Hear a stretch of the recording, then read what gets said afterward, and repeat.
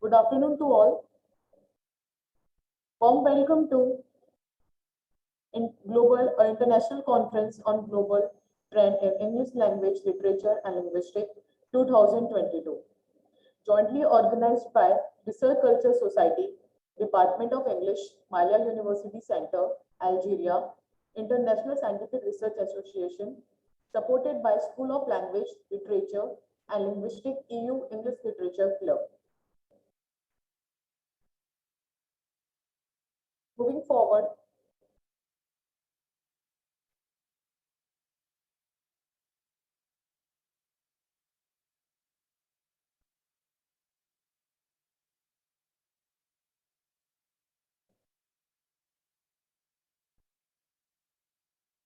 uh, in the presentation session 1, respected session chairperson are Dr. So can you take me to the slide of, yeah.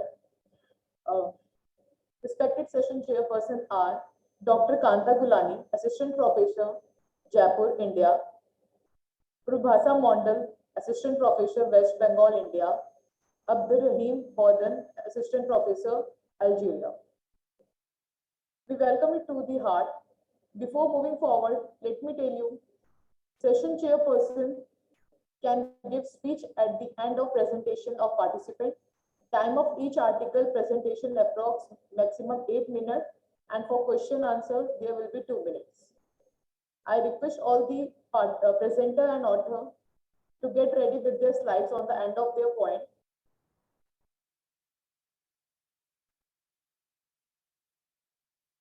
So moving forward, I request Priya Minzer, the first presenter, to start the presentation.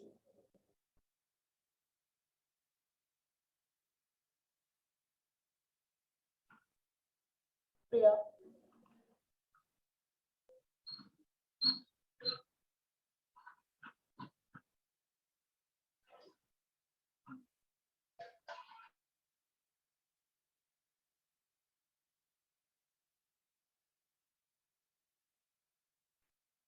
Priya means, are you here?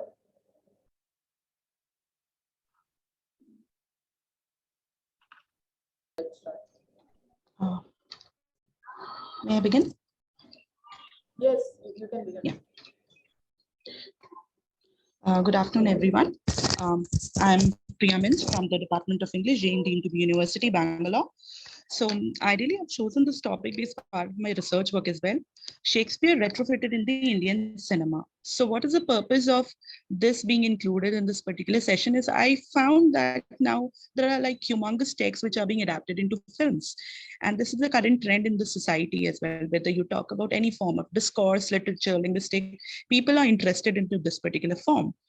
And talking about Shakespeare, directly or indirectly, Shakespeare has been pretty relevant in the Indian context as well. It's about globe, across the globe, but in Indian context also he's relevant. And I have been taking up the movie of Vishal Bhardwaj, who's an Indian filmmaker, and he's been producing the Shakespearean trilogy, Maqbool, Omkara, and Heather. And Heather is ideally a research of my PhD work as well, how there's a transition from text to media. So I thought this topic would be more appropriate in terms of the latest global trend in the society. So when we talk about being retrofitted, what is retrofitted? Something which is not manufactured, but yes, you give it an add-on flavor. It adds on to the essence of the original content. So Hamlet is already there. And then Heather is something new to the audience, but it's an adaptation. So you have to duly credit the person from whom the source idea has been taken. This also makes us wonder, what is original? What is adaptation? How long or how far would you go in terms of adaptation? And that's a rhetoric. We cannot answer that because what kind of work is original? What kind of work is not original? I think we are not the one to decide. When we talk about films, it's the audience who are the decision maker. When you talk about a text, probably there are different versions of scholars. There are people who are reading it. So there's a long list of people who decided. So we are just dealing with the aspects of how Shakespeare seems relevant to the Indian context. So as I have told, I'm talking about Hamlet and Heather, and definitely it begins with the similarity of the representational skull from the gravedigger scene, and to be or not to be, the inevitability of death. So this is the basic similarity. But when you adapt something, it's not just the similarity, but the dissimilarities which make it unique. So what is different about Vishal Bhardwaj taking up the source text as Hamlet, the tragedy of Hamlet, Prince Hamlet, into Heather? Definitely he needs certain essence of his effort also in the film. People who watch this Indian film will understand that it's not talking about the Prince of Denmark. It's talking about the turbulent Kashmir in 1990s, if being specific, 1995, and how the representation of the Indian army is projected in this particular film. But in Hamlet, it is more about the sovereignty and the authority of being the king and avenging the death of the father. This is common in both the aspects. But yes, Heather deals with a different ethnic group. So in general, when we understand what is literary adaptation as you take from the Oxford Dictionary, it has a lot of meanings to it. There are alternative purpose, function, environment, and it definitely deals with the receptivity of the audience, the viewership, because it's not just how a text is consumed, how a film is consumed by the audience. There's commercial aspect as well involved in the film. So when a literary text is adapted into a film, it's a literary adaptation. And in Indian cinema, it's been prevalent that the text have been adapted into films. When you talk about Chetan Bhagat also, like pretty famous among youngsters, his works have been adapted into films. And in the current time, people are more prone to watching films than rather than reading a text. So in Indian cinema, you see a lot of Shakespearean work being adapted. When I say it's adapted, sometime I feel that his works are not duly credited. What I mean in this sense, people would have watched Ram Leela, Goliyo ki Ras Leela, Ram Leela. There's a concept of Romeo and Juliet. But do people really know who William Shakespeare is? They are aware of Romeo and Juliet. I personally feel that that concept of crediting the person is missing in some of the works. We might know that yes, this particular idea has been taken. So I feel in adaptation, we are missing out on giving the credit to the person or the source. So that needs to improve. But apart from that, yes, we are aware of certain ideas, certain concepts which are there. Probably people who watched Heather also might not be aware of William Shakespeare, or maybe they might be aware of Hamlet, but not Shakespeare. Um, Moving on to the basic outline of Hamlet, it was the story of the Prince of Hamlet, and how he intends to avenge the death of his father, and how there's the ghost, the apparition, who is said to be the father, the ghost of the father, and he's continuously, if you want to say, tormenting or instructing the son to avenge his death. And we get to know the uncle is married, the mother who's Gertrude, and the uncle is married. So this is the storyline which is similar to Heather as well. One thing which I want to bring forth is we get to know about the concept of Electra complex or Oedipal complex. We can talk overtly about Hamlet, but has it been dealt overtly in Heather? I think that's questionable, because the relationship of the mother and the son, probably when you talk about the Indian audience, has not been very overt. When I have watched the movie like maybe 15, 20 times, I see it's not very overt. People might question at times what sort of bonding is this, but they restrain themselves from any sort of prediction, wherein you talk about Hamlet, we are free to interpret that. But in terms of film, probably it would have been ostracized by the society. So that's there. Electra complex, again, is not something which is very overtly dealt. We question Ophelia in terms of Archia, who's played by Shraddha Kapoor, that why is she um, wandering here and there after the death of her father. And she's one aspect we can understand, that yes, she feels betrayed by her partner, that is Hamlet. In terms of Shahid Kapoor, you can say the character of Heather, but it's not overtly dealt. So when we go to a cultural group, there is some sort of appropriation to fit into the flavor of the audience. And when we go to Vishal Bhardwaj's film, he obviously wanted to experiment it. There was an incident wherein he came across Bashrat Pir's work, and then he planned that I have to deal with the work of Kashmir, and that should be the backdrop of his film. And I don't think so we should question his effort, because when you adapt a work, you're retrofitting it into a different setting. You cannot just replicate it from the source text. There's no purpose to any adaptation when you fit into a different scenario with 100% of accuracy. First of all, 100% accuracy to the original content cannot be given through an adaptation. It is adapting, it is being influenced and trying to fit into a different space. And it talks about a young boy who returns to Kashmir. He was studying in Aligarh Muslim University, and he inquires about the disappearance of his father by the army who had actually tended a militant. So that's the storyline. So here you see the humane side of the doctor, who's the father of Heather. So that's the storyline. And there you talk about the king and the politics, power politics over there. So it is fitting to the audience over here.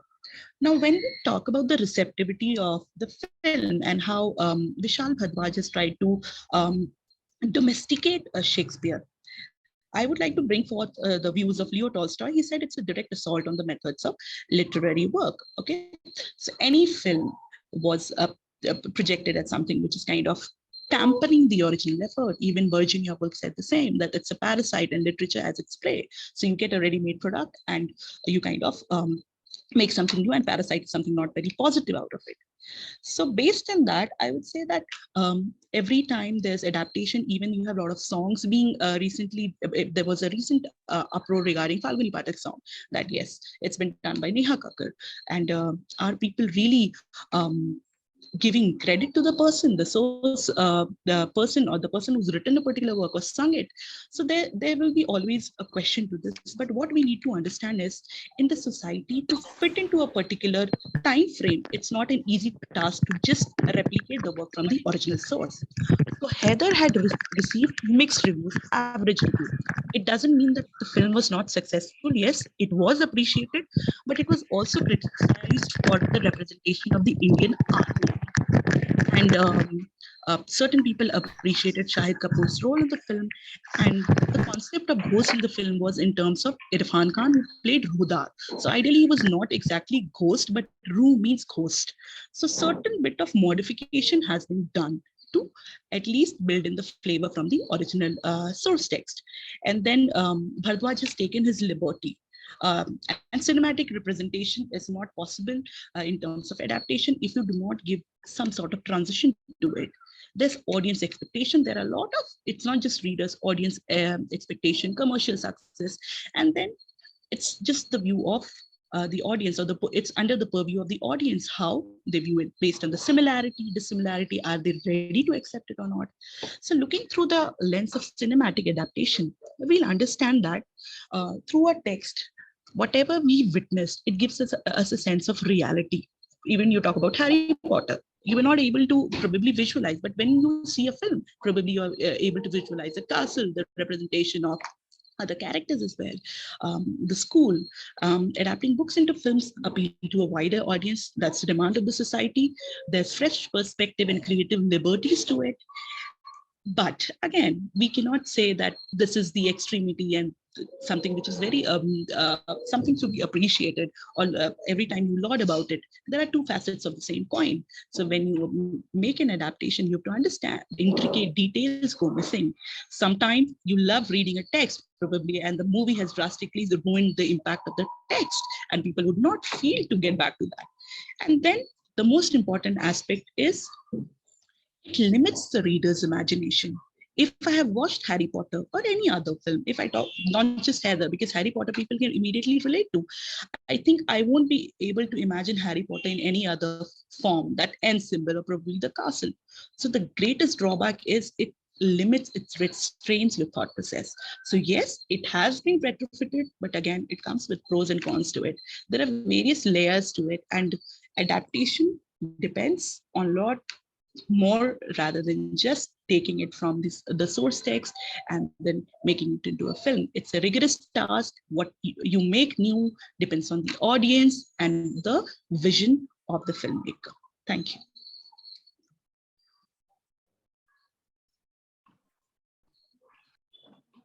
Thank you, Priya. Thank you for your presence and wise words. Chairpersons, any question and inquiry?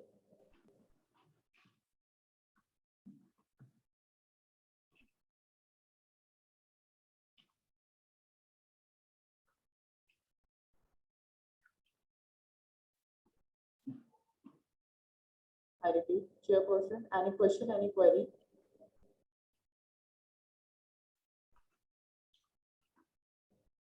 Okay, let's move to the next presentation. Anupurna. Yeah, Priya, I have very nice presentation, Priya, by you. Thank you, ma'am. Actually, I'm unable to put all of it. It's all part of my PhD as well. It's like due to the time crunch, even I can't add on so many factors to it. The instances from the film, the text, which I can put forth. Yeah, ma'am. Still very beautifully, very nicely you have done your presentation. So I'm very happy with this. But one thing I would like to add, like you said, films restrain imagination. But as far as I concern and observe the society and the films in this, normally films have better visual effects on the mind, better impression on the mind than the, I think, book is having. So I Yes, think ma'am. films, yes, but through reading of our books, we understand or we build or create, and it is enriching our imagination. But of course, films are having better visual effects and longer impressions. Yes, ma'am. If I talk about Kabhi Khushi Gum, I would forget Shah Rukh Khan's role that he was wearing a black blazer and getting down from the helicopter.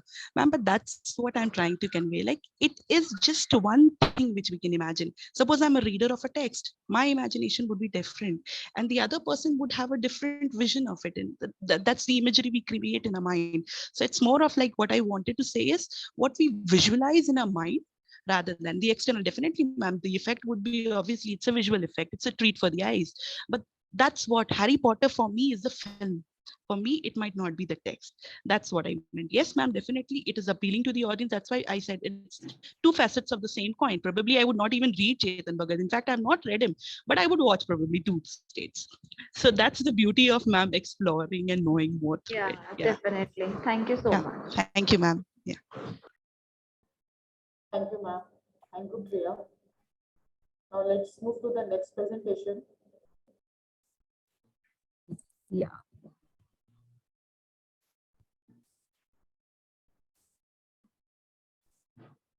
Yes, next presenter. Please share your Yeah, sir. I'm just starting it up, sir.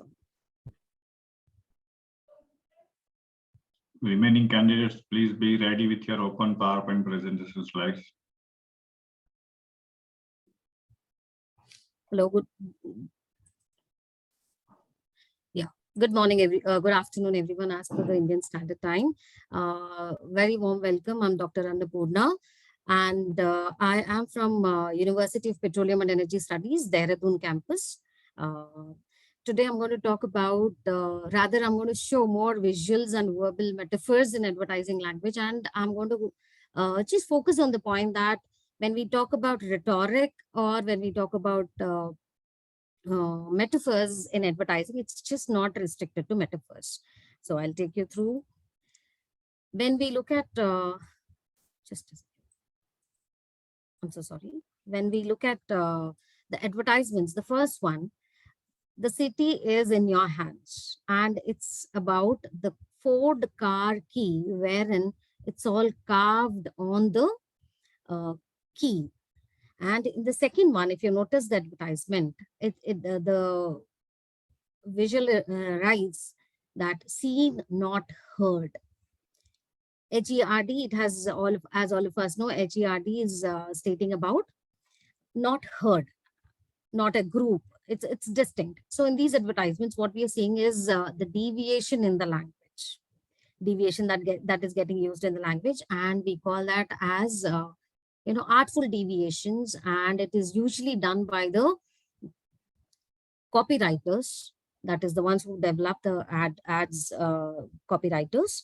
They use this artful deviation to retain attention of the audience. Now, if we quickly look at these advertisements, in the first one we see we see Sumo, and right in front of him the car. And in the second one, we see Ravana, and next to him, what is more important in this is next to him is the kind of bin where all the heads, because Ravana is a 10-headed person, and you see all the 9 other heads inside this, and what actually is capturing the mind is their rhetoric, which says the all new Jetta, you'll do anything to drive it. Where we are seeing Sumo on the treadmill to, to get into shape so that he can enter the car. And when you look at Ravana, he's chopped the rest of his head so that he can get inside the car and drive. So this is the power of visuals, and visuals when power packed with the verbal terms gives more meaning to the advertisements. So today's topic, beyond verbal and visual rhetoric. Why did I talk about beyond? Why? Another ad, Tropicana's advertisement, which is a visual retreat. When I say visual retreat, yes, all of us can see this, that the bread, inside the bread slice, you see, what we see is an orange. So very, very visually, they are telling us that, you can conveniently substitute your bread or, your breakfast with our product. Heinz always comes up with innovative ideas, and they write Heinz tomato ketchup ad with the tagline, "No one grows ketchup like Heinz." If you observe this visual carefully, you see the freshly chopped tomato in the form of the ketchup bottle. So this is example of both verbal and visual rhetoric, and it's a visual and verbal retreat too.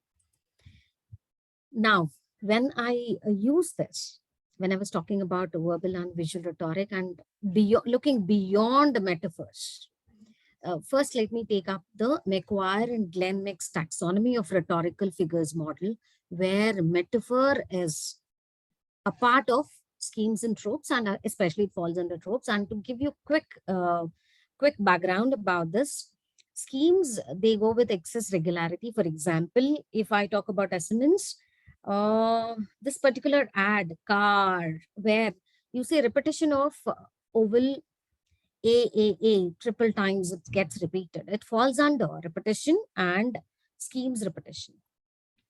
And when we talk about reversal, because of the Diwali and the festival bonanza that's going on, when you open the newspaper, what you get to see is, impossible is possible by our products. What they're trying to do is antithesis. They're trying to show us the scheme's reversal. And then when we talk about tropes, they are extremely irregular. And under that, we have two of the categories where, they can show us both substitution and destabilization. And this particular model was given by McQuire and Mick in the year 1996. And one observation, when we see the repetition, we have close to 8 figures that are getting featured. In the reversal, we get to see 2, substitution 5, and destabilization, we get to see 4. But metaphor is part of destabilization in tropes. Now, going towards my argument, did the list stop here? No. When we look at the ads these days, we see much more than what are featured here, what are projected here. So based on the literature of all these, researchers, an expanded taxonomy model was developed by Huhn in the year 2008. And when we draw a comparison between the previous McQuire's model and this, we have close to +2 in the repetition, +3 in the reversal, and in the substitution, we have close to +5. And what got added more is in destabilization, with more than 12 figures of rhetoric which got added. So why am I talking all this? When we look at it, when we look at brand identity, because we are talking about advertisements, and why do we use advertisements, or why do brands use advertisements to get their identity into the minds of the people, and especially through language, visual, and verbal. So when you're looking at Aka's brand identity model, he said in the last one, this is more important for me, because in the Aka's brand identity model, brand as a symbol, we have visual imagery and metaphors. When I was doing my research, I felt that this got restricted to visual imagery and metaphors, whereas metaphors are part of our McQuire and mixed model. So adding on to this, see here, brand as a symbol included only visual imagery and metaphors, but it's actually more. See, let's have a quick look at it. When we talk about brand as a symbol, all of us remember these. When we look at this Amul girl, we'll quickly remember the Amul products and dairy milk, Cadbury dairy milk. If you observe this very carefully, Cadbury is always depicted in brown, which is actually their brown chocolate. And when you look at the milk falling into the dairy milk part, it is clearly, visually they're giving us that it's all milk that gets used.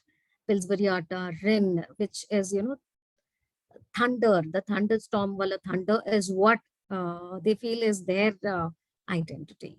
So these are all the examples of visual imagery which are metaphorical. All right, agreed. But look at this, the car now available in diesel, where we see the car where, repetition of a particular um, oval and gets into an essence. So it's just not a metaphors and it's beyond. And this is a rhetorical question which is used, and I know all of us can identify that very quickly. Guess the taste. This was a campaign which was launched by Maggie to get back the market after the lead, the consistence of lead in the Maggie noodles. So finally, when I talk about branding and the role of language, I proposed in my research that brand as a symbol, Arcus brand identity, in Arcus brand identity model, brand as a symbol, instead of visual imagery and metaphors, it has to include the entire figures of rhetoric which fall under this, rather than getting confined only to visual imagery and metaphors. So my contribution to the literature is this, where I wanted that the entire rhetorical figures to be a part of the brand as a symbol rather than just the visual imagery and metaphors. And to take you a step more into it is one of my research where I carried out the same pattern. I picked up the ads ads of automobile industry in between 2010 and 2013, and as per following all the protocols, 43 advertisements were taken and 400 questionnaires were circulated, and the result revealed this.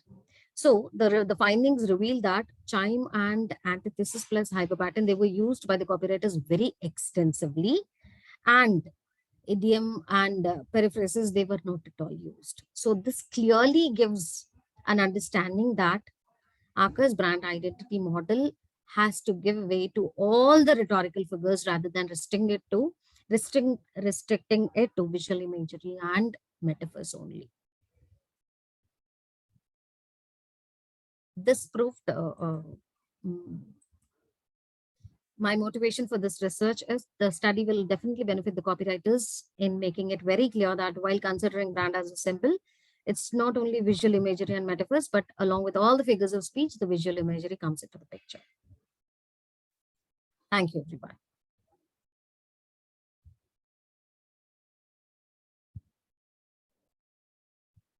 And the people who are conducting such kind of a good initiative who are conducting this seminar. And then I would like to express my apologies, since for some technical problems I couldn't actually use my computer to show the PPT. That is why I have resorted to this means, and I hope this won't give much problem. So the first thing I would like to know is if I'm audible and if my presentation is clear to everyone. Yes, please go ahead. Yes. You're audible and visible. Yes. Thank you, sir. Thank you, ma'am.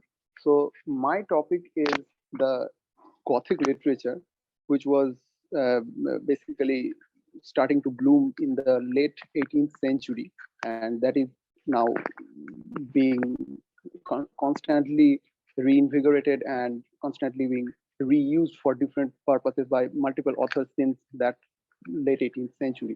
So this would be a sort of a short survey of all the major trends and all the major concerns that the major Gothic authors were concerned with in their lifetime, and how they contributed to this canon of literature, this particular canon of Gothic literature.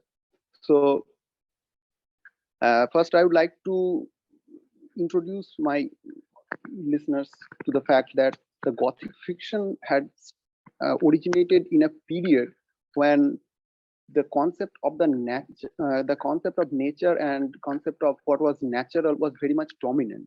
Because it's very interesting that, and it's very it is needless to say that the concept of the supernatural or the interest in the supernatural should only develop in a period when there was an excessive emphasis upon what was natural. When people face restraint, that is when they also try to break free of those restraints. So that is the point when by their concepts of nature, time, and the cleanliness and regulation. And that is when the Gothic imagination started to develop in people, in authors like Horace Walpole, explored by other realistic authors of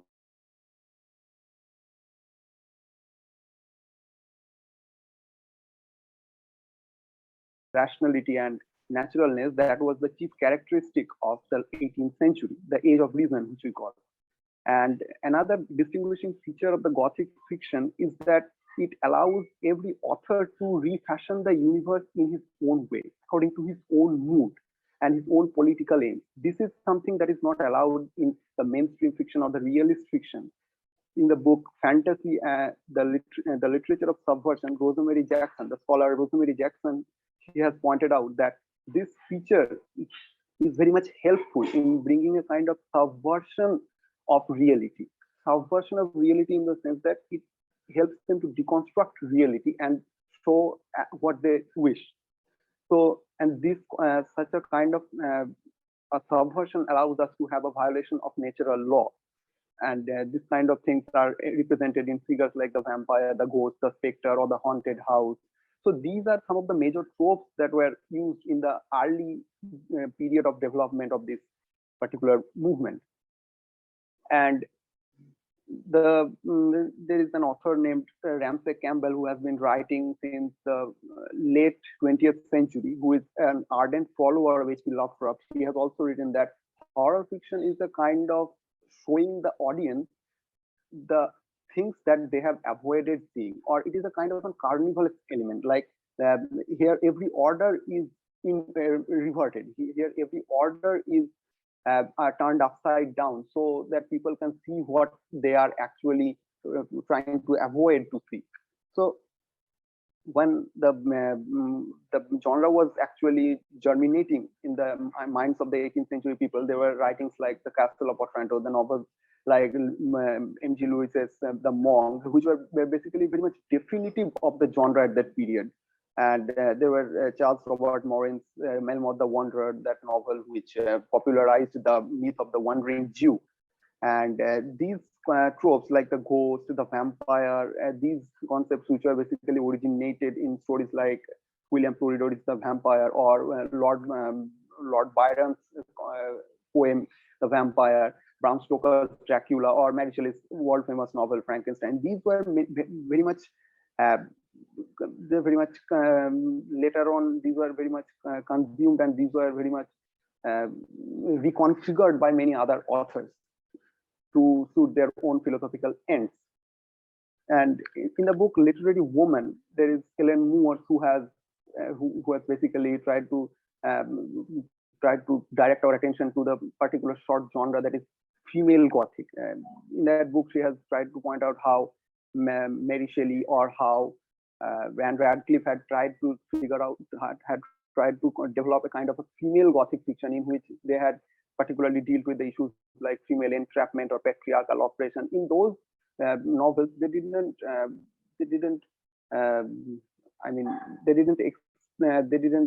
leave the mysteries unexplained, and they explain these mysteries, and that is why their horrors are considered much more psychological than physical. That is not seen in the male authors of that period. So that is their own space where they have avoided the patriarchal institutions or patriarchal roles or models. So Radcliffe's novels often place the mother-daughter relationship in the forefront, so that these relationships can be foregrounded. How an individual, how a girl or a woman can develop as an individual. Their individuality is highlighted. That is, it's a female Gothic in which the particularly female concerns were explored, and that is also a point of concern in A Mad Woman in the Attic. That critical which was a phenomena, which was a great phenomena in the critical world. That was written by Gilbert and Goober. That phenomenal book. In that book, Gilbert and Goober basically argued that the Gothic fiction can allow women writers to fashion a world of their own, where they can where they can explore their own concerns that were not very much allowed in the ordinary fictions or ordinary models. So these kinds of things actually very much help the woman to project their own concerns. Then the interest in the Gothic was again reawakened in the Victorian period, when the Gothic was used as a mode to share people's views, to react to the emerging medical, social, and evolutionary theories of that period, which was a period of very much unrest, because science and religion were two polar opposites at that time. So these concerns were addressed in writings like Frankenstein, which addresses the concern that the female body that can be eliminated from the evolutionary process, that can be negated from the process of childbirth, so that only the rights of nature were basically usurped. And in works like Confessions of a Justified Sinner, the case of Dr. Jekyll and Hyde, the trope of double was explored, and in Dracula, the concern of reverse colonization was there, when people are very much afraid that the other people, the colonized other, could take over the colonizer peoples. And these kinds of concerns were very much relegated to a secondary position when Emergence came into the field. He basically tried to incorporate a kind of neo-Victorianism that was seen in authors like John Fowles, who basically harkened back to the Victorian sensibility, and he always saw the Victorian people as having some dark secrets, having some dark past that would be problematic to the modern present. And he also then infused some spiritual entities into the landscape in some of his stories, like the malice of inanimate objects and a warning to the curious. Oh, whistle and I will come to you. Stories like that. And Count Magnus is also a great example of that kind of Gothic fiction. And women's supernatural literature, it is also a good category, because this kind of a supernatural literature is often seen from the angle of the from the feministic perspective, where feminists argue that the marginal position that a ghost or a specter occupies, this also allows the women who are also marginalized in a patriarchal society. So this kind of a literature often allows women to share their own experience of being marginalized.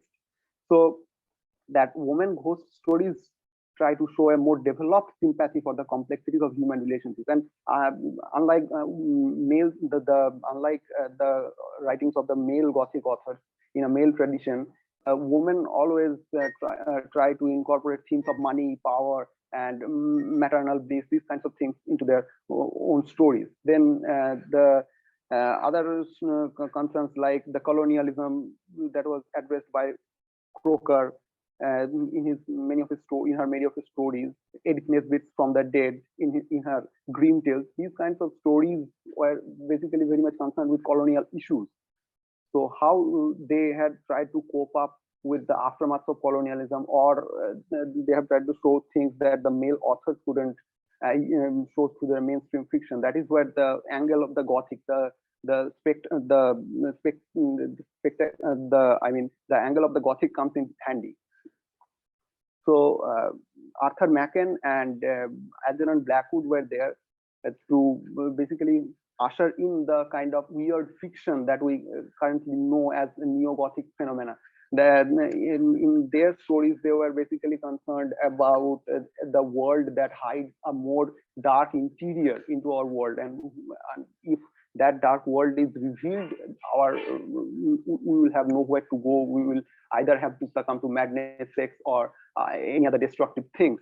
So the weird fiction strain that they brought in, that were later perfected by H.P. Lovecraft, because when he came into the scene, the world had already seen 2 world wars, and that is why the devastation was much more greater than the devastation of the world wars were much more greater than the typical Gothic horrors that we encounter in the Gothic novels of any period. So basically, he tried to show how little we are in a universe that is populated by much larger forces that often escape our understanding. So that is a kind of cosmic indifferentism that he has tried to show, that in this universe we are not alone, and these kinds of things are now, that is why, being re-explored by many of his followers, and both male and female, to basically to highlight the unimportance of our lives, to highlight our the complexities of our relationship with the universe, with time, with deep time. So these kinds of concepts were basically used by Lovecraft, and as well as some of his followers, because Lovecraft basically was concerned with how insignificant a place humanity occupies in this universe, and how little are these emotions like love or hate or powerfulness or powerlessness. These kinds of things were in an indifferent cosmos.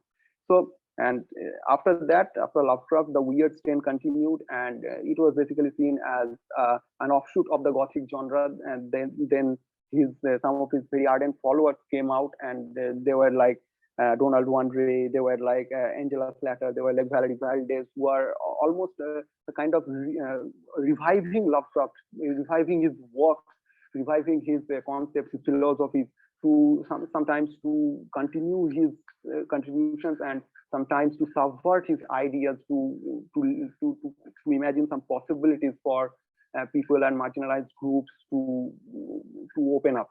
So these kinds of weird fiction always is always reinvigorating. It is always forging itself anew, and that is why the Gothic is proving to be a new door through which we can basically address questions that we cannot through other modes of study or other modes of things. That is why. And with that, I would like to conclude my presentation. I hope it was not a long one, though I have taken some more time. Because also, thank you. Thank you, Shubhashish, for your presentation. Thank you, very interesting. But I have a small query. The title of your paper is Towards a Stranger Universe, the evolution of the Gothic from the Romantics to the Lovecraftians. So, the first part of your title consists of Towards a Stranger Universe. So, it's not towards a stranger's universe. It's not towards a strange universe. So why have you written this? Yes, actually, ma'am, I would like to first draw your attention to the fact that I had first thought of it as my title, because I thought that the Gothic has always presented familiar things in an unfamiliar way. It is a space where the very common things are rendered uncommon. So that is why, if we see even from Horace Walpole or other authors in the early development of the period, so they have always tried to defamiliarize the world in their own way. But the problem was that they had tried to defamiliarize only a small portion of our world. For example, the haunted castles were there. If you see that is the monstrous feminine that Barbara Creed calls, that mad woman figures were there, that haunted castle, or the underworld pathways were there. So that is, I want to convey the fact that these kinds of things were very much limited to a particular space. So these haunted castles or these things, these are very much a very small portion of the world that was rendered strange. But when other authors like Arthur Machen or you see H.P. Lovecraft, they came, they had tried to render the whole universe as a startlingly, as a disturbingly unfamiliar place. So they are kind of considering the whole of humanity to be vulnerable in a universe. That was something that was not explored in the early periods, because they were particularly concerned in very very short, very little concerns, like the world, like some particular houses or some particular women who are seen as monstrous. But in case of the modern authors, they're basically rendering the whole world in an unfamiliar way. That is why I'm calling it as towards a stranger universe, in which the Gothic is something that is increasingly Very weird. presenting the world in an increasingly stranger light, and that is why we are seeing a more stranger universe day by day. And if you apply it to a realistic context, you will also see that after the COVID pandemic, we are learning to see our relationship with nature. We are learning to see our relationship with our fellow beings during this period. So this is a time that is increasingly questioning our assumptions about what we are, how we are living, what lies beyond our humanness. So this is the kind of thing that I find the Gothic writers have always been trying to address, and they are increasingly getting increasing success in their endeavor to see how the universe and humans are related. That is why. Yes, thank you. Actually, the stranger has now a new connotations. If you read Elect Ranger, the outsider, Camus has also modified the interpretations. They were the existentialists. And yes. Thank you very much. Thank you, ma'am. Best wishes. Hello, ma'am. Sorry to disturb you, ma'am. My name is Nimisha. I think I have after one next or second next presentation is mine. Good afternoon, everyone. My name is Nimisha Yadav, and I'm a research scholar from the North Cap University, Gurugram. And the co-author of my presentation is Dr. Shrutimita Mehta. The topic for my presentation is Role of Memory in Amit Chaudhary's Odysseus Abroad and Jhumpa Lahiri, the Namesake. The author that I've selected is Amit Chaudhary and Jhumpa Lahiri. Amit Chaudhary is a novelist, a poet, essayist, literary critic, and a music composer. He was elected Fellow of the Royal Society of Literature in 2009. He is a literary figure in the modern Indian diasporic writing. His work that I've selected is Odysseus Abroad, which portrays the saga and suffering of a young Indian Bengali boy, Ananda, who migrates to Oxford University. The other author that I've selected is Jhumpa Lahiri. She is an American author who is known for her short stories, novels, and essays in English. Her work that I've selected is The Namesake. The novel Namesake, it begins as Ashok and Ashima Ganguly. They leave Calcutta, and they settle in Central Square in Cambridge. Both these novels, written by different authors, both focus on the struggle faced by characters in an unknown land after migration. So the primary objective of my paper is to paper highly nostalgic recreation of homeland with the help of memories in the selected work of Amit Chaudhary and Jhumpa Lahiri, where the characters use objects as a metaphor to recreate memory in a foreign land. Amit Chaudhary and Jhumpa Lahiri, where the characters use objects as a metaphor. Both these authors, they use different objects such as food, music, or celebrating different rituals to recreate that memory in a foreign land. Migration is defined as moving of individuals from one country, place, or locality to another. This movement to other countries or cities might be for job search, a better living, a better future for children, or any other reason. People migrate between regions, cities, and towns, and this desire for migration is driven by unlivable circumstances in the home country or city. Ernest George Ravenstein, he studied the migration pattern and came up with push and pull model. According to the push and pull model of Ravenstein, every migrant experiences a push from his land and a pull force in the direction of his destination. Push and pull models usually identify various economic, environmental, and demographic factors which are assumed to push migrants out of the places of origin and lure them into destinational places. In the novel Odysseus Abroad, the push force for Ananda was to pursue higher education in a foreign land. And in the second novel, Ashima and Ashok Ganguly, in Namesake, Ashok, he enhances his educational qualification by pursuing PhD in electrical engineering at MIT. So for him, the pull force was to lead a comfortable and sophisticated life. But after migrating to a foreign land, the characters in both the novels, they are lost in memories of their native places. Memory is a faculty which plays an important role in the lives of human beings, and it seems to become obtrusive in certain acute hours of personal history. Memory is that medium in which utopia can dissolve into nostalgia or become a mode of transformation. The memories of homeland and life in another district have upset the immigrants, and memory in its all forms, physical, cultural, and familiar, plays a crucial role within the context of migration.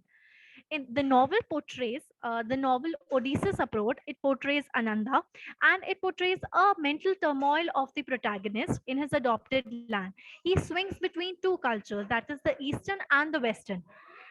He is deeply attached with the root of his homeland, and his sense of homelessness resides in him. So in spite of having settled comfortably in abroad, he was never able to disconnect from his motherland. In India, he was fascinated by Indian culture and tradition. So in order to remember his land, he maintained a strong bonding with Indian land and its culture. He used to bring classical music. He used to play classical music in the foreign land, and that playing of classical music brought him closer to his motherland. Ananda, he was a genuine lover of Indian classical music. He usually practiced different musical rags in his room. In this way, he tried to connect himself with the ordinary routine of India in a foreign land. We Indians can't live without the taste of delicious food even when we are outside. So Ananda, he seemed to be a lover of Indian cuisine heartily. He visited many restaurants and cafes to taste Indian food along with his uncle. He terribly missed the taste and smell of Indian food in London. Unfortunately, the London restaurants do not serve the real taste of Indian food. They are fakes. He says, and I quote, they are fakes. They will be nothing like the original, quote unquote. I was the tragedy of London to eat Indian food outside the curry and to constantly discover the unfamiliar in the familiar. Dosas that looked like but did not taste like dosas.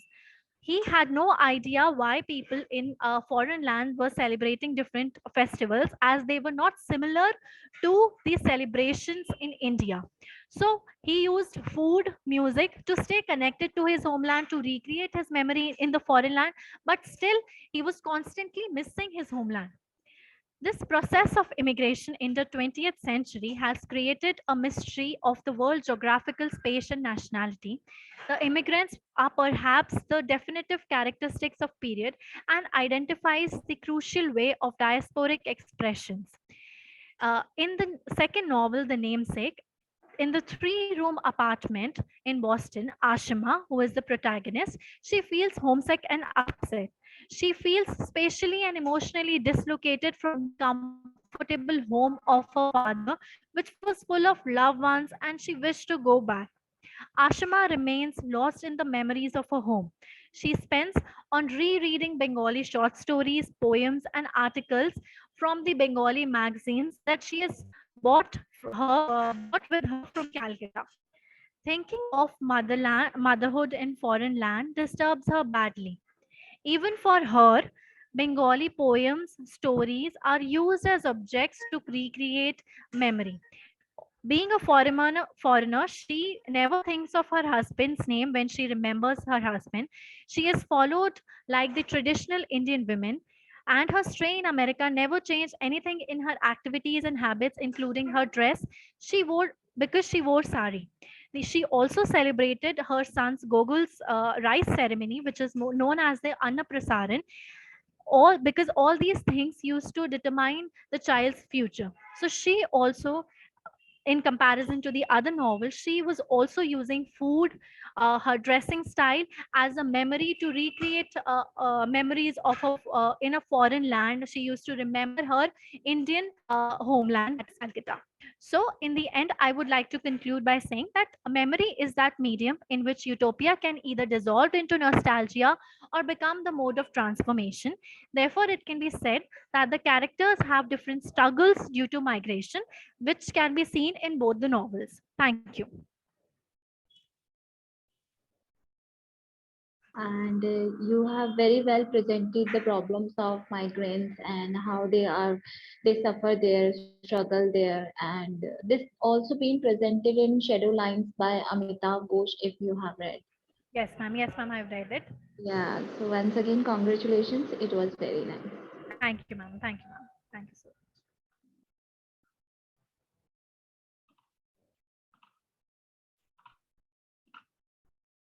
It's my privilege to present a topic, a study of linguistic complexity in nautical historical fiction with reference to Patrick O'Brien's Master and Commander. The next slide is about is presenting the objective of this topic. The topic is very concerned with O'Brien, Patrick O'Brien, a great historical novelist, which is concerned with the sea world, a nautical historical fiction writer who has produced 20 plus sea novels, which are carrying sea adventure of two historical figures, Jack Aubrey and Stephen Madory, which has been not recently been studied by many scholars. Therefore, I expect that I drag the attention of the scholars to just look at the sea world as a part of study. So therefore, this is the first objective of my study. Review of literature, critical perspective, and the journal articles reveals that there is a symbiotic relationship between naval fiction and naval history. This a topic I want to concentrate on. Besides that, novels is revealing social history of the Navy, culture, social problem, human relationship, and total experience of the sea life, which is very essential for the study of this topic. Besides that, the topic is been closely related with the neo-historicism, cultural poetics, and the linguistic complexity, which has been the part of O'Brien's writing, and therefore this has been the element of my study. Besides, with this subjective of the O'Brien been influenced by the circumstances and the discourses of the specific era. Therefore, the topic is very essential to be just for the study.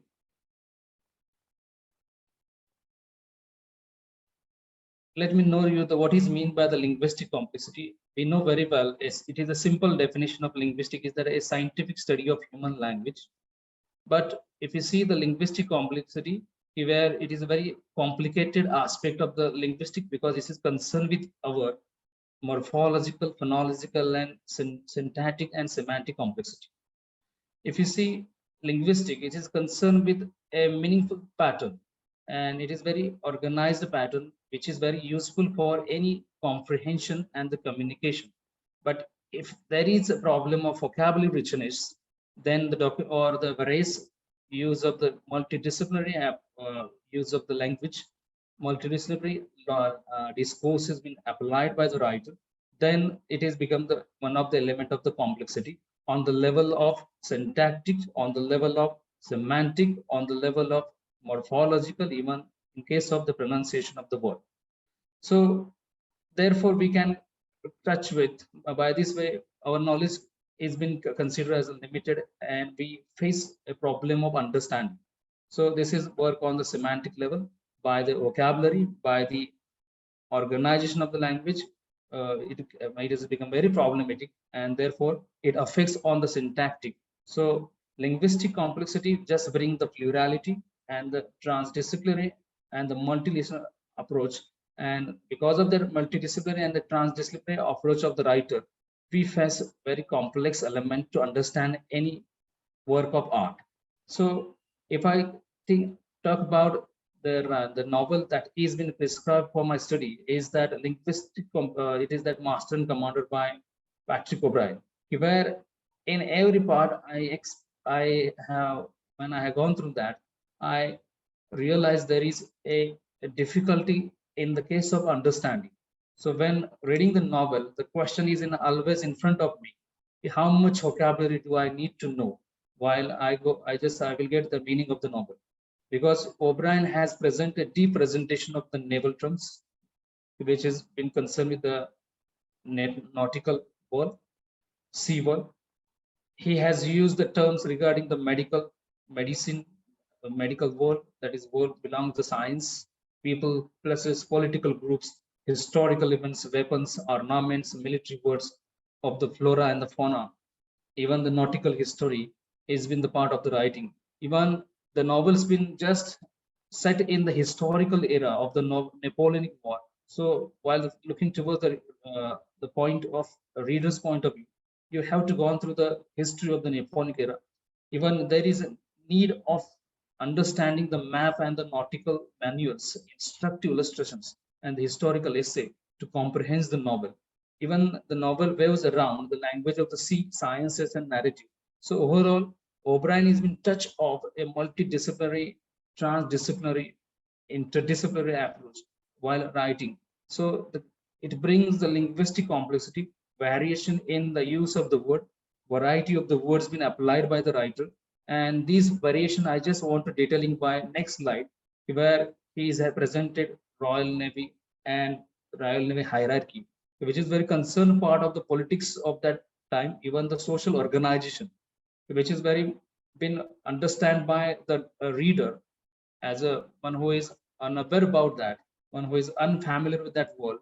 He has to look at the dictionary, which has been just identify. Even he has to go through the history of the Royal Navy to know the hierarchy.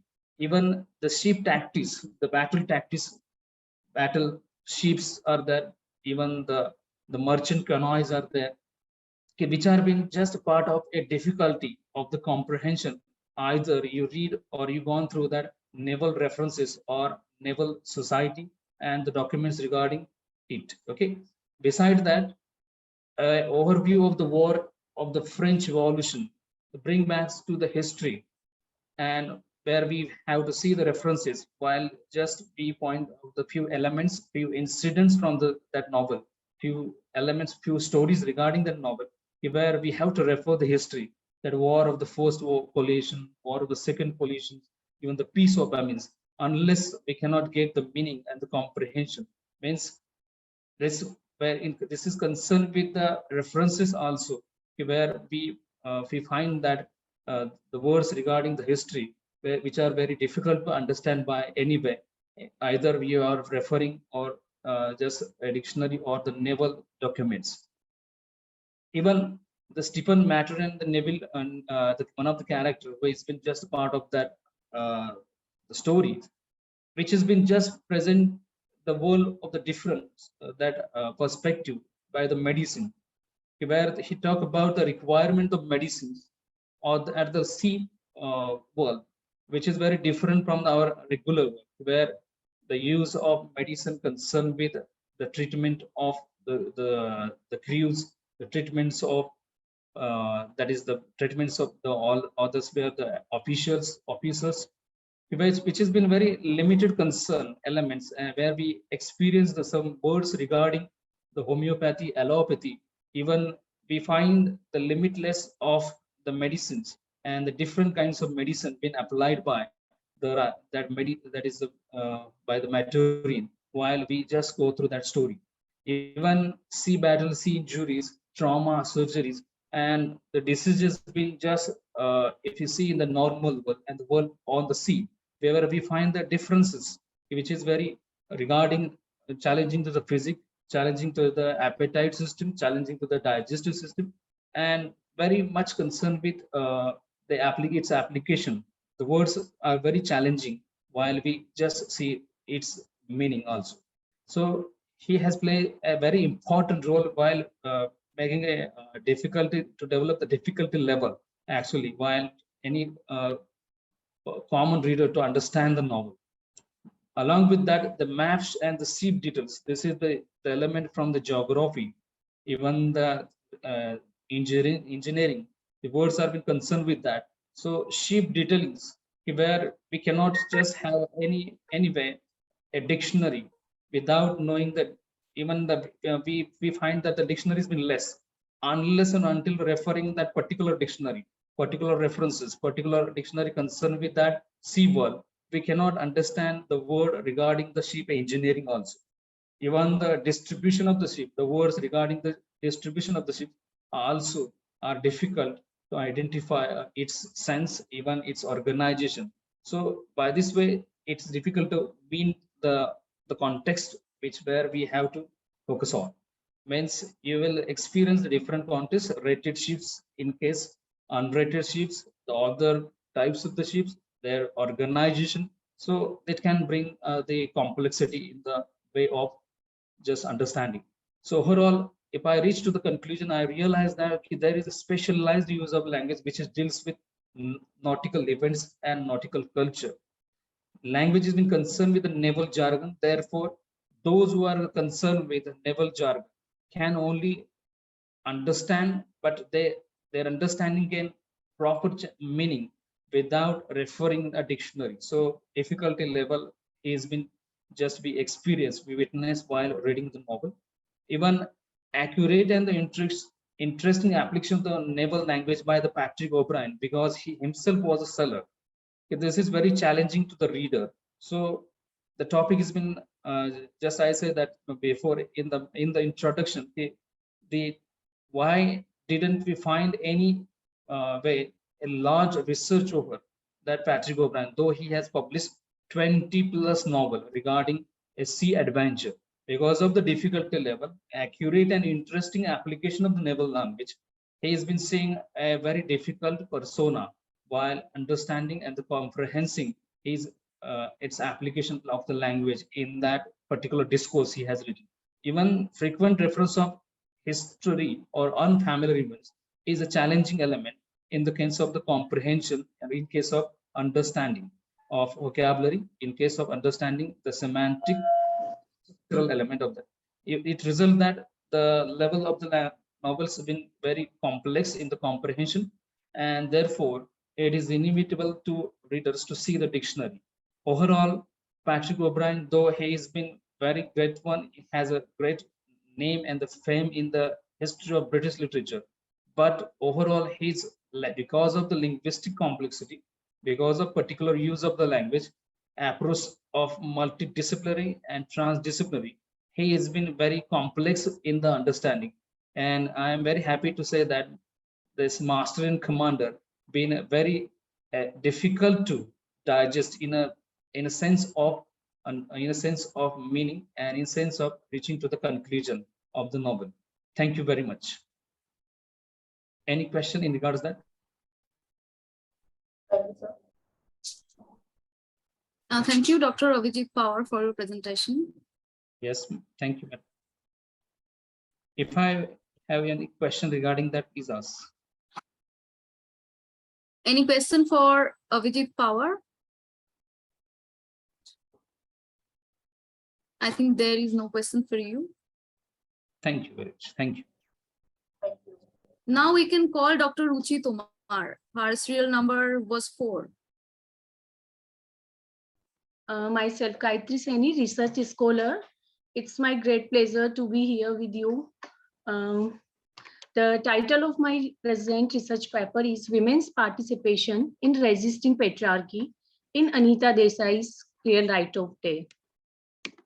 Contents are introduction, research objectives, research methodology, patriarchal framework in the novel Clear Light of Day, women's participation in resisting patriarchy in Anita Desai's Clear Light of Day, then conclusion, future scope, and references.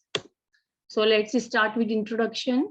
Indian society is largely patriarchal, as women are made to feel inferior from the moment they are born. Here, men are portrayed as active, intellectual, and heroic, while women as introverted, timid, and sensitive. Women receive fewer opportunities to develop their minds and talent because patriarchal societies want to keep them subordinate in a number of ways. Women have to struggle for freedom and equal status till now. So much research has already been done on women's issues, but one of the main causes responsible for women's pitiable predicament, which insists me to do this research, is women themselves are responsible for their miserable condition by preserving patriarchy. Indian writing in English play an important role in the light of patriarchy, and Anita Desai enjoys a distinctive literary position in the panorama of Indian writing in English. Anita Desai's Clear Light of Day is selected for the present study to elaborate on the research topic. The female characters of the novel are portrayed as the victim of oppressive patriarchy. In many ways, the novel depicts the involvement of female protagonists in resisting patriarchy. The main research objectives are to study and analyze the causes of women's oppressions, to know why up to now women struggle for freedom and equal status, to identify their due rights and places in family and society, to explore the general condition of women in Indian society who are involved in resisting patriarchy by being the sternest perpetrators of patriarchal values, to show the reflection of patriarchal values in women's treatment of their children, and to analyze critically the role of women in transforming the system of patriarchy towards other females. The research methodology: to analyze the problem of study, psychoanalytic feminist criticism is applied. The basic method of literary research will be used, such as close reading, interpretation, explication, analysis, and evolutions. Primary sources is Anita Desai's novel Clear Light of Day. Secondary source, the book's critical article and reviews appearing in journals. Library of reputed colleges and universities shall be visited. The web sources will provide research papers and journal relevant to the topic. Patriarchal framework in the novel Clear Light of Day. The novel Clear Light of Day opposes Hindu patriarchal ideology in constructing the different women characters like Meera Masi, Bimla, Tara, Mrs. Das, and Misra sisters. The novel also condemns indirectly the sense of inertness, hopelessness, and incompatibility that reigned over these women's houses in the patriarchal society in many ways. In the patriarchal society, the preference is given to the male heir of the family. Bakul shows his masculine part towards his wife Tara and treats her like an object to be molded according to his will. Patriarchal way of keeping women down can be seen through Dr. Biswas, who is a well-respected member of a family and acts in patriarchal manner by misinterpreting Bhim's refusal to marry her. Restrictions for women. Another example of women suffering from men's oppressions are the scene where Bhim is stung by the bees, which represents how the female protagonist is punished by men who go against the rule of patriarchal society. Women's involvement in resisting patriarchy in Anita Desai's Clear Light of Day. Tara as a wife can be called an agent of patriarchy because she's completely dependent on her husband. She's meek, weak-willed, a conventional woman. She's submissive. She is of escapist tendency, and she plays a role of a competent and gracious diplomat's wife. Mr. Girl says the typical Indian women, the Das family's neighbors Jaya and Sarla had no ambition in their lives except for the urge for marriage. They represent the traditional values in their acceptance of women's inferior status. Mrs. Das is a mother. She is domineering, arrogant, and impatient towards her own daughters. Mrs. Biswas, she is a conventional type of women who seems to support patriarchy. She exploits herself for the sake of her son, Dr. Biswas. Not only this, she had determined to sacrifice herself for his sake. Aunt Meera, she falls easily into the role of nurturer without any protest, because as a child widow in a patriarchal society, she had learned to subdue her own desires. Aunt Meera dismisses significance to Tara's education by saying, "You are only a day girl, Tara. You haven't been sent to boarding school after all." Thus, we can see the involvement of female protagonists in resisting patriarchy in many ways in the novel.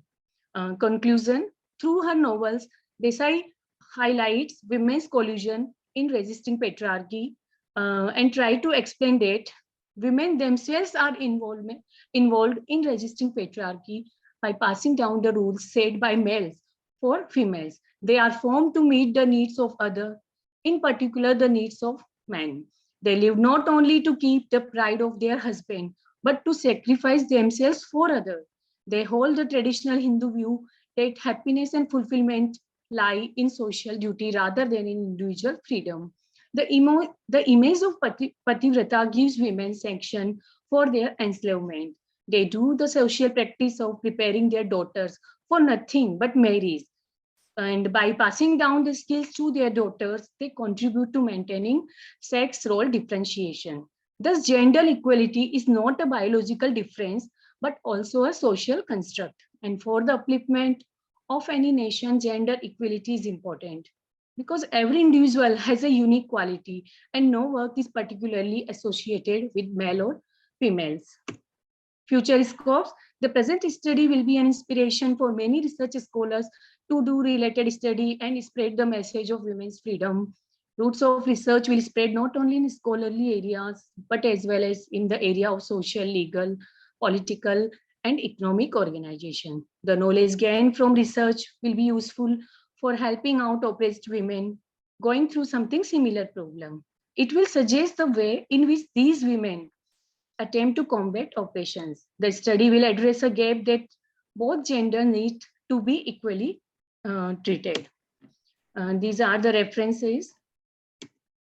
Thank you all. Any query, please? Thank you for a presentation.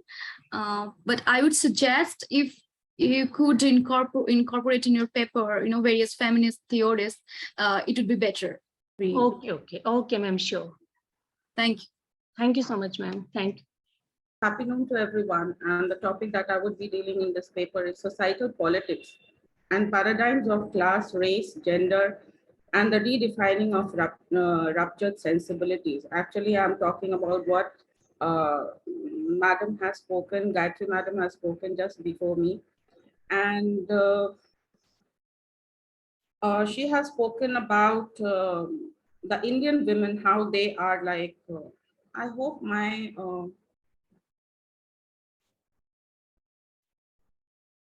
video is being shared. Yes, please continue. When she talked about Indian women, I'm talking about the Afro-American women, the Black women, who have the genesis itself of Afro-American literature lies in protest against slavery. Now, the Black literature, American literature, has grown and developed, passing through hurdles of slavery and struggle. And this initially literature served as a potent tool against the oppressive state of their existence. And gradually, the Blacks in America managed to achieve some social status and even political recognition. Now, basically, Black women were brought to America as slaves to fulfill specifically female roles, as also to provide working hands in the field. And this become across in the acclaimed novel Gone with the Wind, where we have memorable characters of Prissy Dulcie, and of course, Mammy is there. And the presence of these women was considered pivotal in the continuation of the slave system. And Sussex notes that women and their bodies are consistently expressed as sites ripe for oppression. If I quote, I would like to quote Helen Sussex, as soon as they begin to speak at the same time as they are taught their name, they can be taught that their territory is Black. Because you are Africa, you are Black, your continent is dark. Dark is dangerous. You can't see anything in the dark. You are afraid. Don't move, you might fall. Most of all, don't go into the forest. And so we have internalized this horror of the dark. Basically, like 1950s and 60s, the British and American psychiatry and medical specialists, for the first time, they differentiated between gender as in biological factor and gender as its socio-cultural construct. And since then, the feminist scholars have been raising their voice against gender-based discrimination. They are of the opinion that biology does not determine fate, and basically being a woman or a man is not only the fact that determines the fate line. Women can also perform all the social roles that men perform, and therefore discrimination should not be targeted, like women should not be targeted for being women. So centuries of dominance have rendered women a slave of their own psychological fears. As Phyllis Chester rightly suggests, in this regard, that women automatically and unnecessarily confine themselves to a very limited and suffocating social stereotype and rigid behavioral pattern. Women also indulge in perpetrating injustice against their lives, Some women are hand in glove with the men, sometimes overtly and at times covertly, in abetting crime against women. Here, therefore, I talk about intersectionality, a word that was coined by Kimberly Williams Crenshaw. And this is regarding how many motives, like they are the identity markers that subjugate a woman, especially a Black woman. So basically African American literature, which has its origin in the 18th century, has helped African Americans to find their voice in a country where laws were set against them. The position of African Americans in dominant society of the United States of America has not been an easy one. And they needed to find a new identity in the new world, were considered as underclass for a long time. Women strive hard to assert their identities as human beings, and the basic major reason behind this suppression in the culture was just that they were Black and they were women. So these identity markers nationality, culture, age, personality, they all become like they are intersectional. They are and everything is recognized as women and Black. So they do not, this identity markers do not exist independently. They are interdependent of each other, and that each informs others, often creating a complex convergence of oppression. Basically, I'm dealing with the recurrent theme of quest, which is found in the novels of Black women writers. They have studied the structure of oppression within a specific social, cultural, and psychological milieu. Within this theme of quest, the novelists have presented the characters as trying firstly to define a meaningful individual identity without the influence of conventional expectations and prejudices. Secondly, to sustain one's dignity in a world of growing alienation and moral decay. Maya Angelou, she has written in her novel, I Know Why the Caged Birds Sing, the Black female is assaulted in her tender years by all those common forces of her nature at the same time that she is caught in the tripartite crossfire of masculine prejudice, white illogical hate, and Black lack of power. My research paper is all about how Alice Walker and Toni Morrison, it's a comparative study. And Alice Walker, she has delineated Celie, a Black woman's determination to survive the callousness of life, in color purple. For her presentation, the author has hit upon the happy idea of the epistolary mood. The heroine Celie finds herself closest to God, and it is to her that she writes letters every day. As she undergoes oppression through her own family, not only family, she is raped by her father, and she begets children to him. So Celie is like, she records every detail of her agonizing experience in her letters addressed to God. But Alice Walker presents a heroine undertaking a bold step in leaving her husband and the oppressive atmosphere at home, thereby asserting her identity by becoming independent. And in fact, Toni Morrison, author of Sula and Bluest Eye, acknowledges that she wrote those books because these books I had wanted to read. In a similar vein, Chinua Achebe has acknowledged that he began his first novel, for he was not satisfied by the depiction of Africa and the Black men in Minister Johnson by John Carey. It was, after all, a white man's view of Africa. So his purpose for picking up the pen was to still in his people a love for their lost culture and a pride in their existence as Black. I end my paper presentation right here. Any queries? Thank you, ma'am. Chairpersons, any query? Any question? Yes, please. Thank you, ma'am, for your wonderful presentation. Very interesting.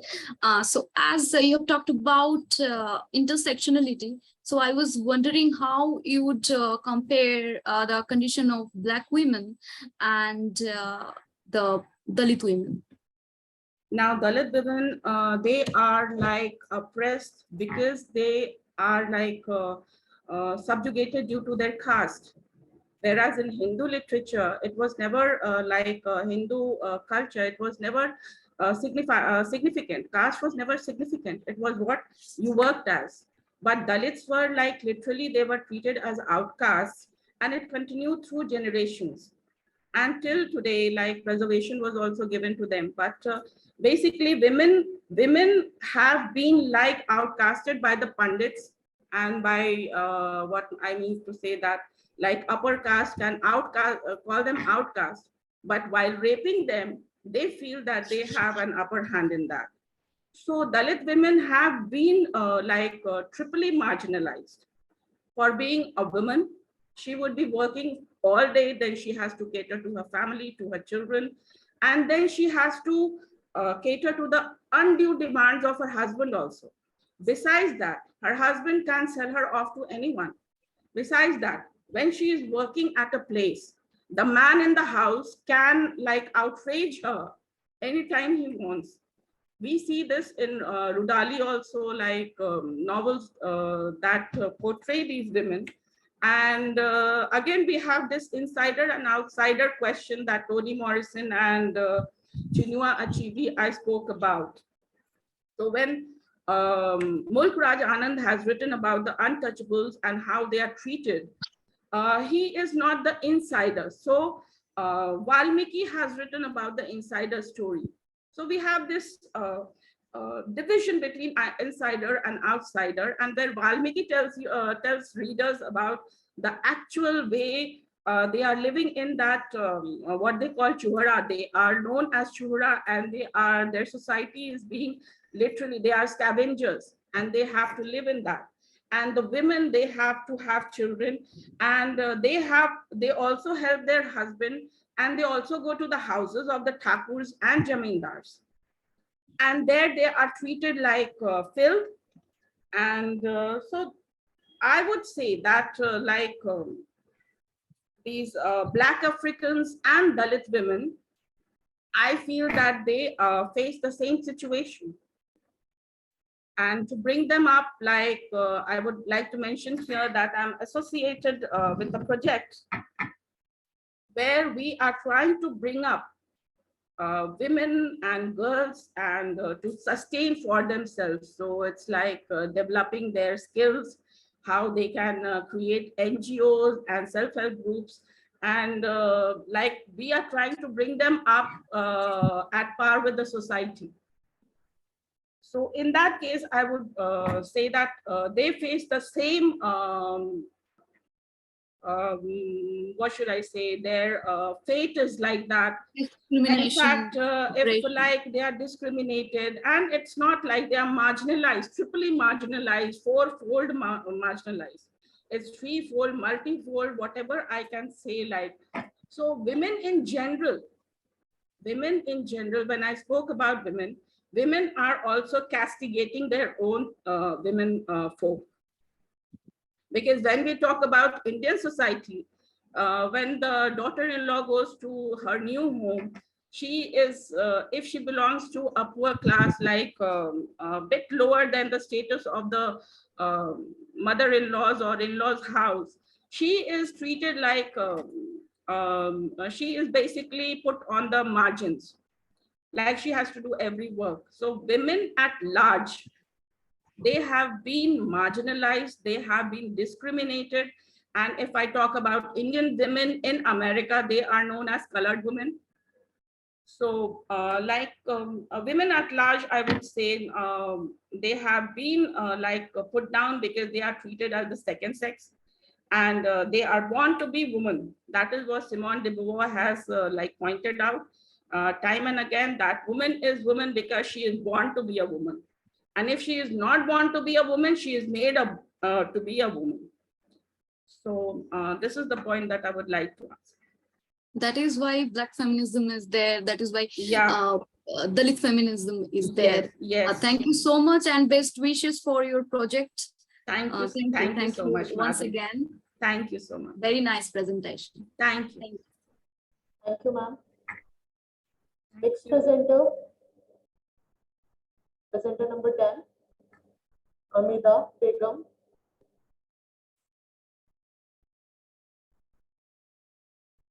Amida Begum, are you here? Good afternoon, sir. This is D. Abhirami. I'm from Holy Cross College. My topic is a feministic view in Sashi Deshpande's Long Silence. Okay. Before moving on to my topic, I will give a short introduction about what is Indian literature. Indian literature is the writings of Indian subcontinent produced in a variety of vernacular language, including Sanskrit, Pali, Bengali, Bihar, Gujarat, Hindi, Kannadam, Kashmir, Malayalam, and Punjab, etc. And the earliest Indian literature is said to be Rig Veda. And Indian literature is considered as one of the most ancient literature. And some of the ancient literature are said to be the Ramayana and Mahabharata. The two awards of Indian literature are Janapith Award and Sahitya Fellow Academy Award. Okay. Moving on to my author, Sashi Deshpande. Sashi Deshpande is a woman who belonged to the middle class family, and she was born to a Kannada dramatist, that is a father, and the writer Srirangan. Sashi Deshpande deals with the inner world of Indian women, and her work also deals about the middle class women. Her other works is to be If I Die Today, Come Up Undead, That Long Silence, which I'm going to tell about it, The Impression, and other stories. Her awards are Sahitya Academy Award and Padma Shri Award. I'm going to apply a theory of feminism. Before moving on to the feminism and Sashi Deshpande, The Long Silence, I would give a short glimpse about what is feminism. Feminism is nothing but it is a socio-political movement of giving equality of rights, and it also concerns about the women's rights. And we have 4 waves, such as first wave movement, second wave movement, third wave movement, and fourth wave movement. Some of the feminist writers are Maya Angelou, Jane Austen, George Sand, etc. Moving on to the gist of Long Silence. Long Silence is a story which has the protagonist of Jaya, who was born in a middle class family. According to her grandmother, she is a civilized and cultural girl, and Jaya plays a super servient woman, and she marries to a man called Mohan, who was a successful businessman, but her marriage life was not happy, and they were not happy with the intimate relationship. Also, they kept long silence. They remained for long silence throughout their life. At the end of the novel, we can get that because of this long silence, their relationship has been broken and they separated from each other. So this is just the theory which I'm going to apply in this novel, That Long Silence, is feminism. While talking about it, Sashi Deshpande concentrates on the burning issues regarding the middle women and their position. And she also describes about the optimistic view in the character of the Jaya's life. She has mentioned that a pair of bullock yoke together, it is more comfortable for them to move in the same direction. To go in different directions could be painful, and what animals could voluntarily choose pain. From this, we can understand that if men and women are to be yoked together, they could be comfortable. If when they go in different direction, the relationship will be more painful. So this is the meaning. And the main character, Jaya, who is the protagonist of the story, she reminds of his characters on Virginia Woolf's fiction, A Room of One Side. It depicts that for a creative writer, a room should be needed. So this will be a reference of Jaya to the Virginia Woolf. And she has been suppressed for past 17 years. The first feministic aspect is, according to her father, the name Jaya means a victory, but after the death of the father, her mother will always suppress her and she did not like her. Because of this, Jaya became more feebler and more vulnerable. The next aspect is when she married to the movement, they are not catch up with their relationship. She feels very sad, and she remains silent. She also belongs to a columnist. She is also a columnist, but her article was not encouraged by her husband. She did not. Mohan will not encourage in her writing. So this is another reason for separating themselves. Throughout the novel, we can say that because of this long silence because of this long silence, the relationship has been separated. And here the Jaya's husband becomes the victim of the corruption. And so that's it. These are the references for my slide. So that's it. Thank you. Thank you.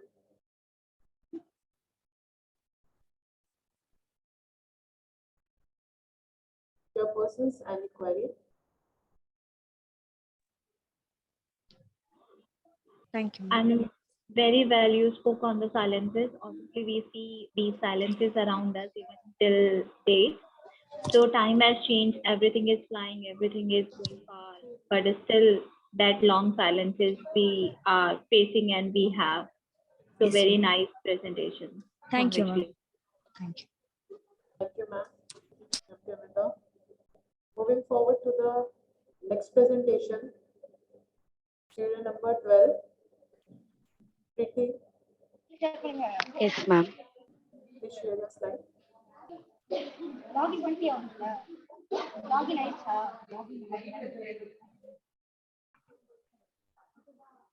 Yes, sir. Okay, sir. Ah, so Indian literature is writings of Indian subcontinents in different variety of languages like Sanskrit, Bengali, Gujarati, Hindi, Kannada, Kashmiri, Malayalam, Punjabi, Tamil, Telugu, including English. So it is one of the most oldest literatures. So next is about our writer Kamala Das. Her pen name was Madhavakutti, and she was a well-known Indian poet and author. Most of her work Indian uh, openly talks about female sexual desire and experience. So her famous works are Summer in Calcutta, My Story, and An Introduction. She was awarded the Pen Ancient Poetry Prize and Kerala's Sagitya Academy Award, etc. So her work's major themes deals with marriage, love, and sex, and also alienation. So next, moving on to feminism. So feminism is all about the social, economic, and political equality of the sexes. So it's about respecting women's experience, identity, knowledge, and strength, and also striving to empower all women to realize their full rights. So the history of modern Western feministic movement is divided into four waves, and uh, following are the major feminists, that is Virginia Woolf, Mary Wollstonecraft, Margaret Atwood, and Kamala Das, Alice Walker, Maya Angelou, Tori Morrison, etc. So, my story is an autobiographical story of Kamala Das, which was first published in Malayalam in the name as Ende Kade. And it's a glimpse of Kamala Das' childhood, her marriage life, her relationship affairs, and writing journey, and and giving birth to her three sons, and her brief fight with her illness. So, feminism on my story. So the book focuses on the gender inequality and discusses how women are treated as a weaker gender. So she raised in a wealthy environment where her parents were unaware of her existence and expectations and saw her as a burden. So she began to question why she was born into these type of society, and she was too young to be getting married time when she was young female who should be thinking of about her careers and futures. But in her work, My Story, she write about her husband disregarded her feeling, and she described him into not being a warm man.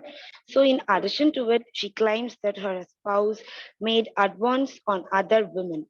So, being raised in a very cold environment, Kamala Das was expected her life partner to show some love towards her.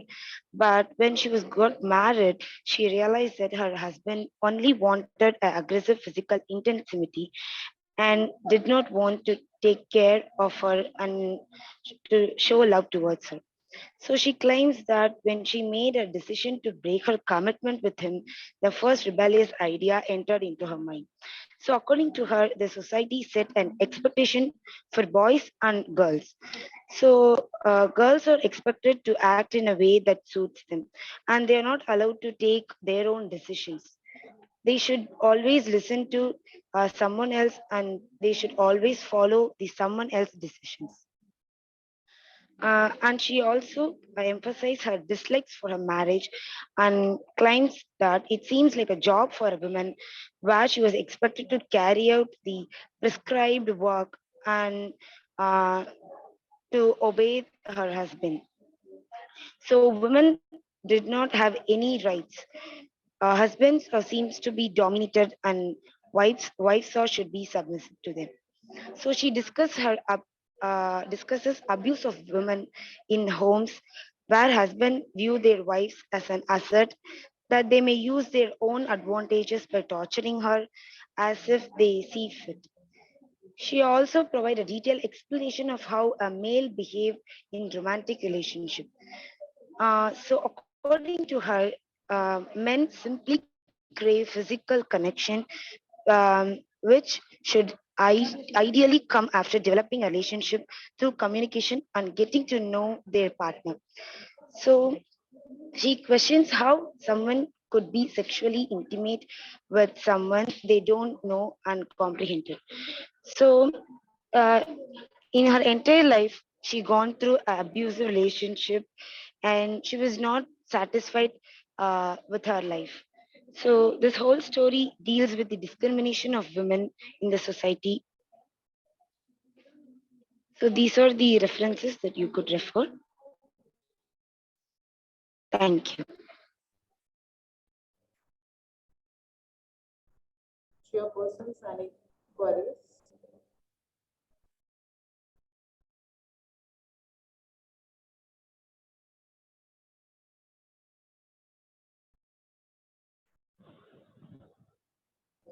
Nice presentation by you. But Thank you. I would like to add in this, the motto of these conferences and these seminars would be fruitful only if we are going to apply all these things in our real life. Reading good books, understanding feminist female feminism point of views, trying to understand the characters, everything is good at one part. But the most important is when we are implementing them into our real life at our homes and around us. So this is the Yes, motto of yes. literature and these type of conferences. Thank you so much. Thank you. Thank you. On Margaret Atwood's work, The Penelope, a feministic analysis.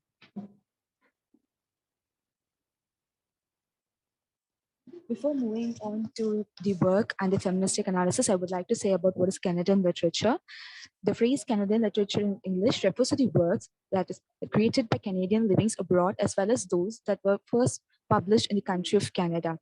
Canadian literature was known for their humor, mild anti-Americanism, for the satire, nature, irony, and for the search for self-identity. The literature of a multilingual nature comprising Canadian English, Canadian French, Indigenous language, and many more, including Canadian Catholic, comes under the Canadian literature. Next, I would like to say about my author they have chosen, Margaret Atwood. Apart from being a Canadian poet, she was also a novelist, literary critic, essayist, environment activist, and an inventor. She has received many awards for her works. She has become a voracious reader for literature from her childhood, like reading the books like Del Pocket with Mysteries, Grimm's Fairy Tales, Canadian animal stories, and comic books. At the age of 6, she began writing plays and poems. And finally, at the age of 16, she realized that she wanted to write professionally. Atwood's works have mostly been about her experience, and it's published in and several publications. She has written more than 50 books of fiction, poetry, and essays. Some of the notable works are Yearly, which is published in the magazine The Guardian in the year 2020, Surfacing in the year 1972, and it examines in 2019. Next, I would like to say about what is feminism. Respecting diverse women's experience, identities, knowledge, and strength, and striving to empower social, economic, and political equality of the sexes comes under the topic of feminism. Virginia Woolf, Margaret Atwood, Mary Wollstonecraft, Kamala Das, Alice Walker, Maya Angelou, Toni Morrison are the famous feministic writers. Okay. Next, I would like to say about my work, The Penelope period. Actually, the Penelope is the protagonist of the novel. The Penelope reflects on the events of the Odyssey, her connections with her parents, her time spent in Hades, Odysseus, Helen of Troy, and her life in general. Penelope's account is interpreted by a chorus of the 12 maids, whom Telemachus, with the son of Penelope, hanged because Odysseus thought they were traitors. Penelope, who is a girl born to the king of Sparta and a maid mother, she was thrown in the sea because they thought that she was an unlucky girl. And unfortunately, this baby girl was saved by the maid and ducks. Later on, this story moves as if when she reaches the age of marriage, and many were in line for you to marry her only because of money, not because of her love. Finally, a guy named uh, Odysseus has got married to her by cheating because he's a person who loved Penelope truly. Later, he left with the protagonist, that's Penelope, to his place Ithaca, where his mother and their maid was unable to take respect or take her as their daughter-in-law to their family. Penelope's only comfort was the birth of her son Telemachus and her love for Odysseus. Uh, he has left for the Trojan's war. That is, Odysseus has left for Trojan war because Helen is a character where she is the cousin of Penelope, who's very beautiful, and she's also compared to uh, Penelope often. And he did not return for 10 years, and Odysseus' mother has died. And all these properties, taking care of everything, came under the shoulders of Penelope, and now she's taking care of everything. Like the first, like her in the childhood, now suitors have came to marry Penelope. They refused it to marry. They wanted to marry Penelope only because they were only keen on her money, the wealth, not because of her love. She refused it, saying it, but still she finishes weaving her father-in-law's funeral shroud. So it was weaving her a shroud for her father-in-law, and she was an unweaver because she wanted to escape from these suitors. Finally, her husband just came in disguised manner and saved her in all manners. All these 12 maids who were saved Penelope were living together with Penelope. The rumors were spread about Odysseus. So when Odysseus came to know about the rumors, they were finally hanged. There was a trial, but there was no fair judgment for them. This made Penelope uh, uh, to realize how she was treated in the society. Not only that, how women were treated in the society. This novel depicts the unkindness, cruel acts experienced by women. There were no activities done either by women nor by the society to come from such unpleasant activities. It shows how the women were treated in the society in an inequality prevailing between men and women, and also depicts how people, especially Odysseus and Helen, were ready to drink the water of forgiveness to come out from the previous life and started a new life. Whereas Penelope was unable to do that. She thought that the past would repeat. This shows a woman with fear about the past. This work also showcases how women are targeted, though the mistakes were on the men. The work has no such ending, but the women would fight for the right cause or for themselves. These are the references I have taken from. Thank you.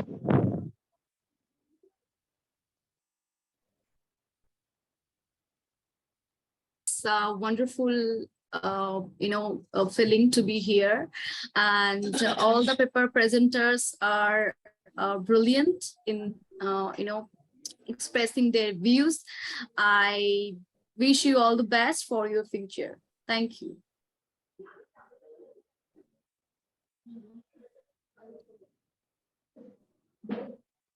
It was very nice presentation by you all. I congratulate all the participants. Thank you so much for giving me opportunity to chair the session. Thank you. Thank you, ma'am. Thank you, ma'am. All participants have 15 more days time till 25th October 2022 for any modification, update, and submission of full article paper. Publication process will start after all selected article paper converted as per standard publication format. Participants presenters will receive e-certificate till 11th October 2022. Online publication tentative date 10th November 2022. We are grateful for your presence with given time and efforts. Our well wishes for the future collaboration and participants. Thank you. Thank you all.